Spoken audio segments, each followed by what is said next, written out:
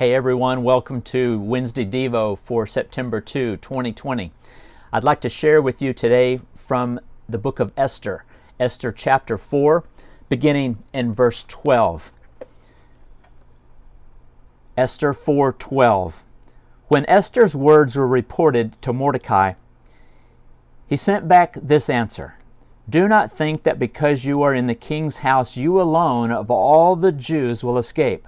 For if you remain silent at this time, relief and deliverance for the Jews will arise from another place, but you and your father's family will perish.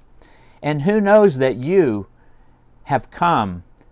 may have come to this royal position for such a time as this."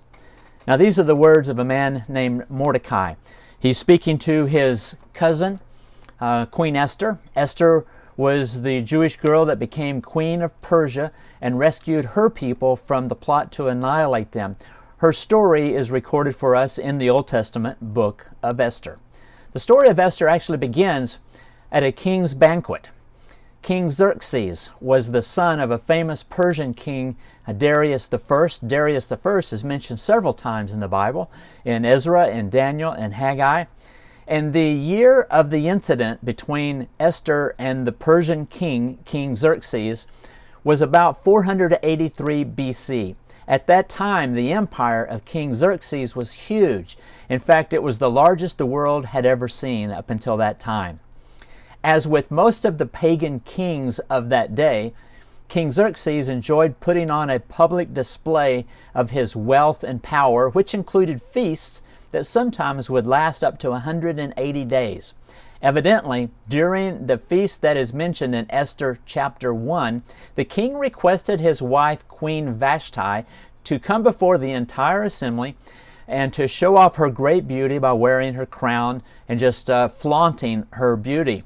Well, she refused to do this and refused the king's request, and so he became angry and he vanquished her. So King Xerxes began the process of choosing a new queen. Long story short, Esther was a member of his harem and she won the king's favor. He says of Esther, and is recorded in Esther 2:17, that I love Esther more than all the other women. So he made her queen. As the story progresses, it becomes evident that God was at work within this whole process. Sometime later, the king appointed a man who was very evil over all of his affairs, and this man's name was Haman. And Haman hated the Israelite people. So you can see what's about to happen here. King Xerxes allowed Haman to do pretty much anything he pleased. So Haman drew up a decree that went out into all the provinces of Persia, that on a certain day, which would be chosen by lot or Purim, the people were to kill, to destroy, and to annihilate all Jews, young and old, women and children, on this one day.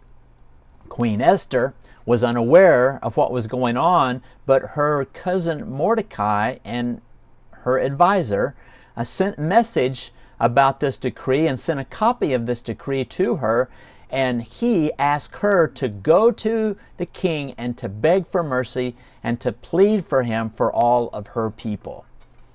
Now, there was a law against entering the king's presence uninvited, and Esther had not been invited into the king's presence for at least 30 days now. So through a messenger, she reported back to Mordecai that she would not be able to get word to the king. He responded, with the words that I just read to you, do you think you're going to escape just because you're living in the king's house? If you don't do this, who's going to? And who knows, maybe God has raised you for such a time as this. Well, what others may call coincidence is known to mature believers as providence. Esther could have rationalized her unique position in the palace as simply happenstance or the roll of the dice. In fact, it seemed that she was initially tempted to downplay her role altogether because she said, I'm not the one to help the Jews. I don't have a chance to do that. But Mordecai reminded her of her particular place in the larger picture of God's plan. She realized through Mordecai's help that God had given her beauty, her nationality, her relatives, her influence in the palace as crucial elements to be used in His service. Have you ever considered lately that your neighbors, your career, your fellow employees figure into God's design for your life? Are you aware that you have untapped resources, past experiences, and personal contacts that can be used for God's purposes? Nothing about you is a coincidence.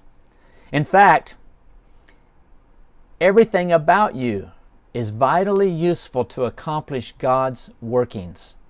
So set a time this week to take stock of the potential assets that you might have in your service to God.